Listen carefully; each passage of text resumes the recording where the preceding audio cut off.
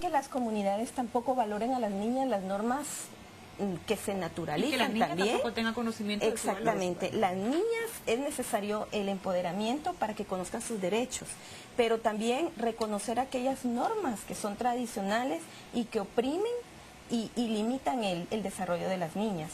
Para ello hemos iniciado, por ejemplo, en el tema de embarazo en adolescentes, hemos realizado un estudio para conocer las percepciones y actitudes en relación al embarazo, Claro. porque es importante desde la comunidad ver todo aquello que limita a las niñas en su gran potencial y que realmente solo les asigna los roles que por género son tradicionales en el tema de maternidad, en el tema de matrimonio.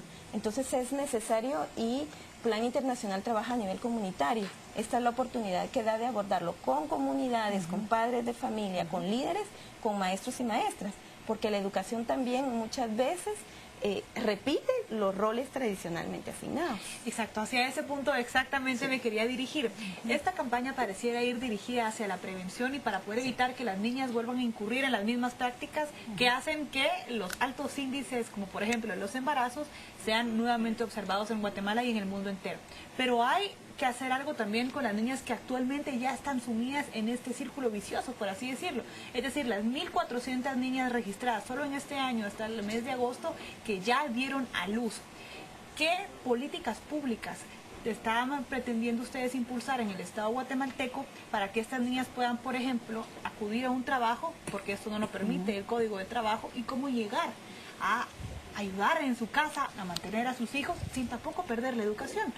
Usted tiene previsto, por ejemplo, llegar a cabildear en el Congreso de la República que se apruebe una de las convenciones del Organismo Internacional del Trabajo del trabajo temporal para los niños.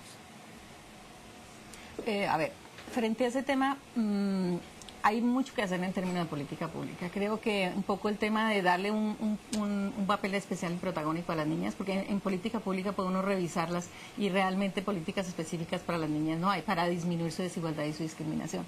Por ejemplo, veníamos hablando con Susi que aquí la edad permitida para matrimonio es a los 14 años. Entonces, una niña y la de los niños a los 16. Ahí de hecho ya hay una brecha en términos de la discriminación y de las posibilidades. Pero de todos modos es absurdo que una niña pueda casarse a los 14 años, es niña. De acuerdo a la Convención de los Derechos de los Niños, realmente hasta los 18 años son considerados niños y deben estar de alguna manera protegidos. Y a los 14 años no puede ser ni madre ni esposa porque está en su proceso de desarrollo y en su derecho a ser niña. Por lo tanto, eso sería, por ejemplo, un tema de incidencia importante. ¿Cómo lograr que estas edades se amplíen hasta los 18 años para que la niña cuando tome una decisión la tome con conciencia, cuando ya tenga todas las habilidades y los conocimientos y la fuerza para poderlo hacer? El tema de la educación, por ejemplo, todavía es soterrado, aunque hay avances en términos de política pública para que las niñas embarazadas no las saquen de la escuela. Hay todo un tema digamos, de susto, de temor, de vergüenza, de rechazo, porque esta niña ya queda marcada porque está embarazada. Entonces creo que a nivel de política pública el tema es muy fuerte. El tema es realmente identificar las necesidades, entender este tema, por ejemplo, de la prevención en términos de la educación sexual. Es un tema también importante que nos exige muchos retos. ¿Qué significa realmente este tema de prevención? ¿Cómo evitarlo? ¿Cómo garantizar que las niñas realmente no se vean enfrentadas a esta situación?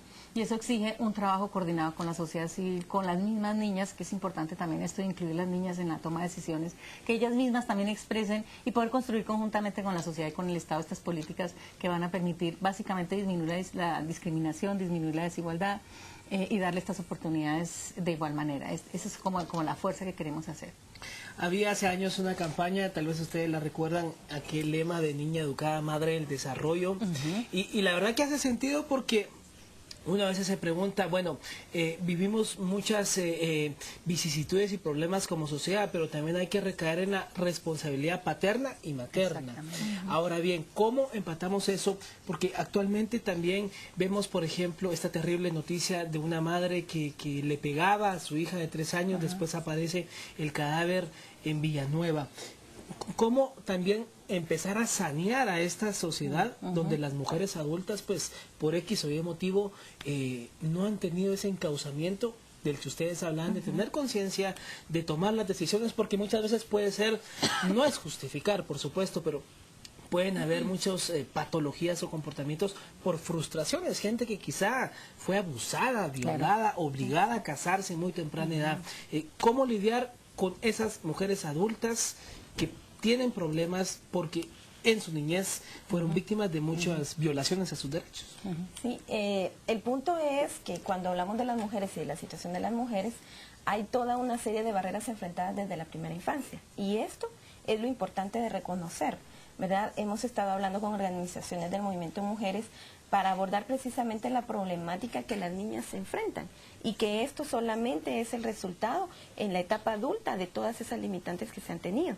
Entonces, con esta campaña por ser niña lo que queremos es convocar a un diálogo abierto con organizaciones de sociedad civil, con organismos, con agencias de cooperación y también con las instituciones del Estado.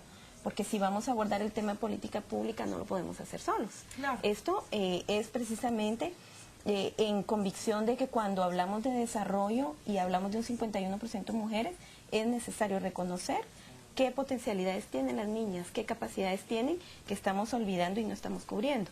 Porque solo así vamos a hablar realmente de equidad y de igualdad, de ejercicio de derechos. Si no vamos a seguir, y nosotros, la CEPAL nos muestra a Guatemala como el país a nivel centroamericano que menos desarrollo va a mostrar al año 2025. Los objetivos del milenio también son un reto. Y en esto es necesario invertir en la niñez. Y en las niñas es necesario reconocer que las estamos haciendo invisibles, que no estamos valorando el potencial que tienen las niñas por el hecho de ser niñas. Entonces ahí viene una discriminación que tiene que ver por género.